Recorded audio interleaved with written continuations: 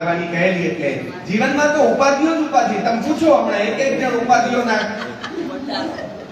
કારખાના લઈને બેઠું છે, ધુમાડા નીકળ્યા જ કરશે, ગોટાના ગોટા. અને જેવા અડો ને કોઈ માણસને એટલે તે ભેગા ચાલુ થાય આસાન ડાવા તડેતા. हर एक व्यक्ति में एक भीड़े बैठा है और वो हमारे जमाने चालू था है कोई पूछूं केम छो कोई